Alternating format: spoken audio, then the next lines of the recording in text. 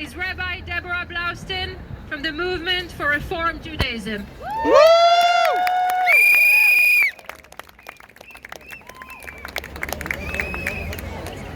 It's amazing to be here in this way, to stand next to the teenagers and young people from my congregation, Finchley Reformed Synagogue, to stand here as a British rabbi. And I don't stand here because I have a vote in the state of Israel. I stand here because we are all part of the family of Israel. My husband is Israeli, my niece and nephew will grow up and serve in the Israeli army. My friends and family are in Israel. And as a Jewish community, Israel is a country that takes our Jewish identity and it builds it into national form. And I cannot entertain a world where Judaism becomes a synonym for something that does not uphold the highest values of our tradition and the highest aspirations of humanity. We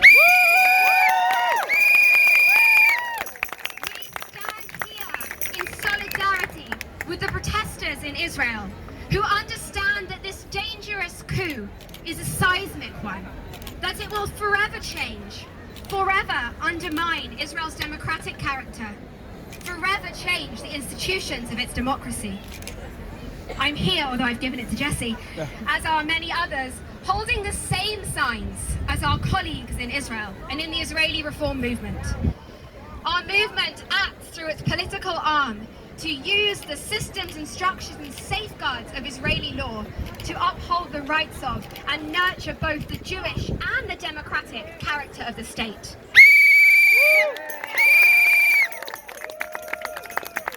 Whatever harm individuals seek to do, our movement and our colleagues have been able to use the tools of democracy to safeguard the rights of all, amplifying the voices of Haredi women, desegregating buses, fighting discrimination against Israeli Arabs, against Jewish converts from the Soviet Union. From our partners on the ground, we have understood deeply how the tools of Israel's democracy ensure there is always somebody keeping their eye on the bigger task, on ensuring that whatever the political winds of the moment, there are boundaries, and those boundaries cannot be breached.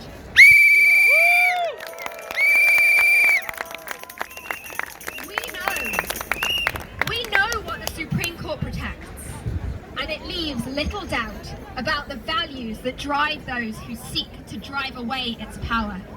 If you see the work it can do, you understand what drives those who seek to challenge it.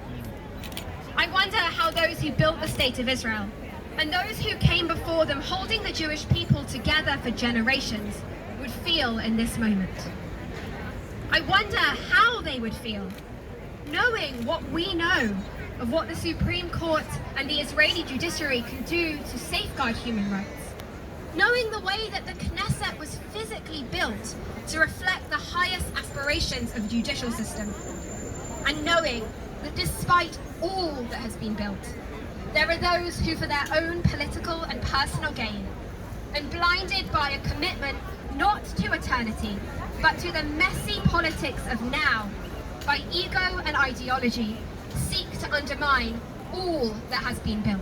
Yeah.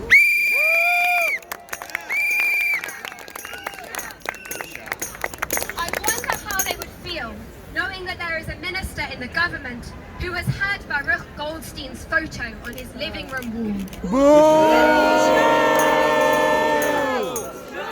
I wonder how they would feel knowing that there is a man who uses his public office to call for villages to be wiped out. I wonder how they would feel knowing that the latest threat to the state, to the institutions of Jewish peoplehood, doesn't come from an outside foe this time, but from the very people who should see it as their role to protect it. And I have to ask Israel's Prime Minister, her leaders in this moment, what does it mean to be the custodians of a 5,000-year story of a nation, a people, and to be the generation of leaders who chooses to jeopardize the nation state of the Jewish people and the rights of all who live there to the protections of a rich democratic system? What short-sightedness and arrogance faces us in this moment? Our biblical ancestors were cautioned against political leaders becoming too powerful, and in particular against kings. The Torah is concerned that when you have kings, you have people who see themselves as above anything else, as bigger than history. But no person is bigger than history, and no leader is. That was as true then as it is now. Woo!